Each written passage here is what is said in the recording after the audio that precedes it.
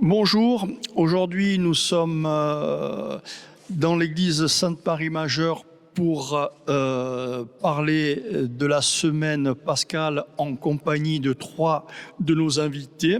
Le père Louis Elrahi, curé de la paroisse de Calvi, et deux confrères, donc Christophe Périmont et Nicolas Bras, tous deux donc appartenant à la confrérie, un Saint-Antoine et l'autre Saint-Érasme. Ils vont répondre donc pour Cristal TV aux questions de Gilbert Guizol concernant la Semaine Sainte qui débute dans quelques jours. Mon père, bonjour. Bonjour. Nous sommes dans la dernière ligne droite de cette Semaine Sainte avec des temps forts. Je souhaiterais que vous me parliez d'abord de l'esprit de Pâques. Alors pour nous chrétiens, la Semaine Sainte, c'est la semaine pivot de notre vie liturgique, comme la fête de Pâques est la fête la plus importante de notre foi chrétienne. C'est autour de cette Semaine Sainte que tout se joue. D'ailleurs, Pâques, ce n'est pas simplement le jour de la résurrection. Pâques, en hébreu, ça veut dire Pessah, ça veut dire passage. C'est le passage de la mort à la vie. Donc, nous commençons d'abord notre célébration par le Triduum pascal, avec le Jeudi Saint, qui est le jour où le Christ institue l'Eucharistie. Traditionnellement, c'est le jour aussi où l'évêque réunit tous ses prêtres pour la messe chrismale pour bénir les huiles saintes. Alors, pour des questions de commodité, nous déplaçons cette célébration au Mardi Saint, puisque la Corse est particulièrement grande, les distances sont longues. Puis ensuite, il y a le Vendredi Saint, qui est le jour où nous commémorons la passion du Christ, le sacrifice du Christ sur la croix, le jour où il meurt sur la croix, pour pouvoir célébrer dans la nuit de samedi à dimanche, dans la veillée pascale, le jour de la résurrection, c'est-à-dire la victoire du Christ sur la mort. Christophe Périmont, quel est le rôle des confréries dans ces manifestations de la Semaine Sainte? Tout d'abord, bonjour. En fait, les confréries à Calvi sont présentes depuis le dernier quart du XIIIe siècle. Et les confréries calvaises animent toutes les célébrations pascales, les offices, les processions, les messes. Et c'est aussi une tradition locale, mais aussi une tradition chrétienne, puisque nous sommes à côté de notre archiprêtre, qui est là ce soir pour sa première Semaine Sainte. Donc c'est quelque chose de très, très important pour tout chrétien, mais aussi pour tout Corse, puisque vous savez très bien que la Corse est chrétienne depuis le IVe siècle et que les fêtes pascales revêtent une grande symbolique pour nous. Comme l'a rappelé l'archiprêtre Elrahi, c'est vrai que c'est la victoire de la vie sur la mort. Et pour nous, en Corse, c'est très important. Nicolas Bras, est-ce que vous pourriez nous préciser le rôle justement des confréries par rapport à l'Église justement dans ces cérémonies? Le rôle des confréries, c'est un rôle liturgique. On participe à toutes ces célébrations, que ce soit des processions, des messes, des offices, avec l'archiprêtre. Donc à Calvi, elle commence dès le dimanche des Rameaux.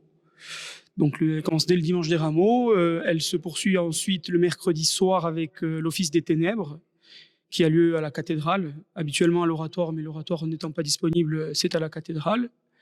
Il y a le jeudi à Cena Domini, donc qui se passe ici à Sainte-Marie. Ensuite, on part en procession pour aller à la Rède ou au reposoir, et puis après, on monte à la cathédrale.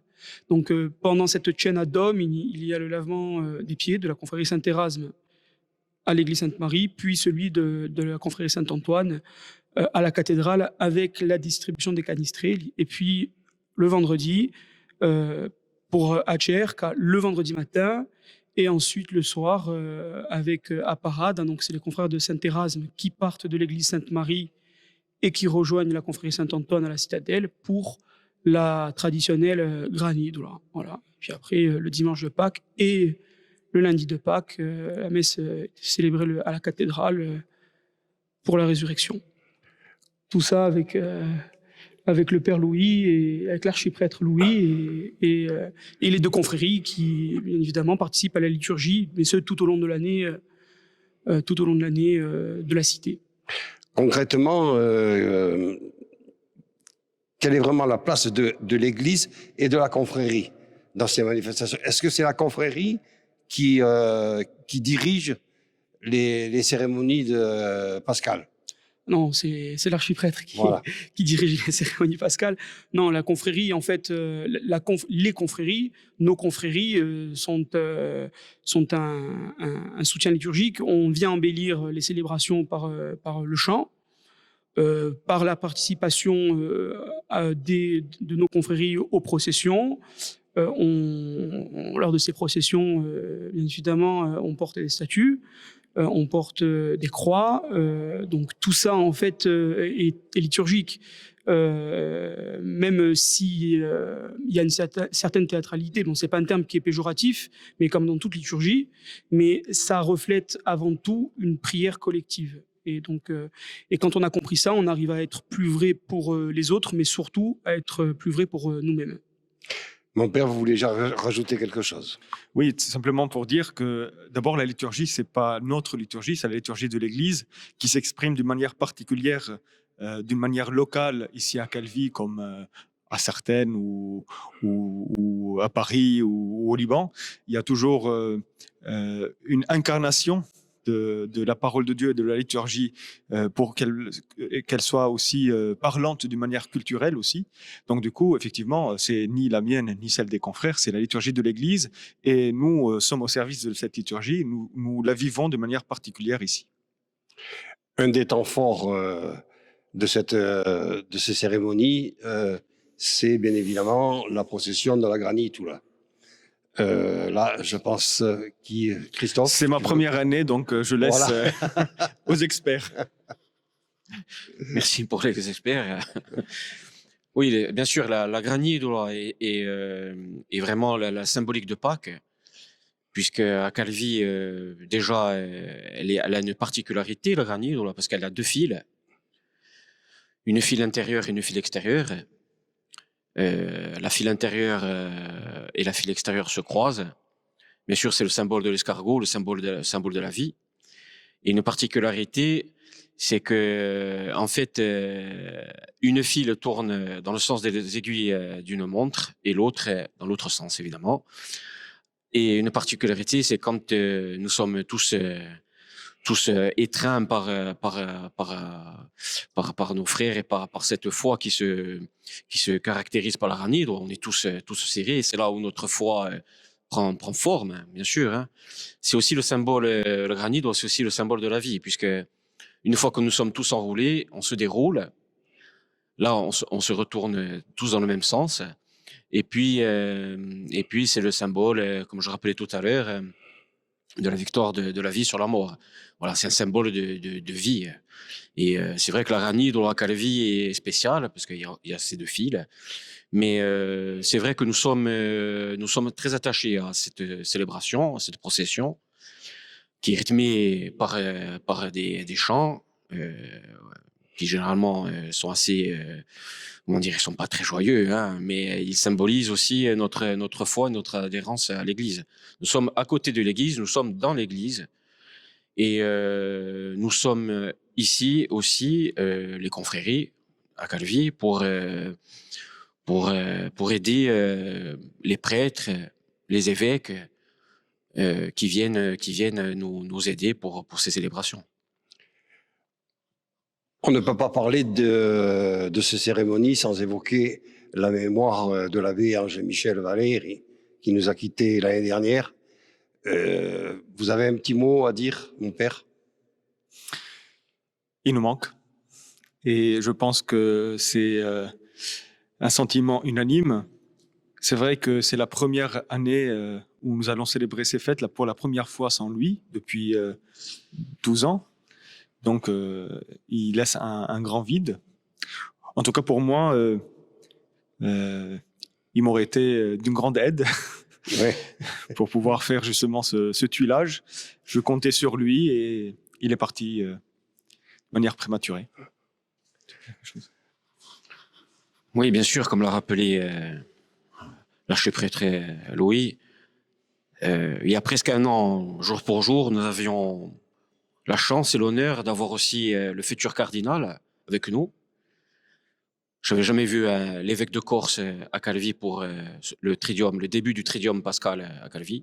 Pourtant, ça fait un moment que je suis confrère, j'en ai jamais vu d'évêque. Et c'est vrai qu'il y avait l'archiprêtre Valire, et bien sûr, il n'y a pas un jour où je ne pense pas à lui.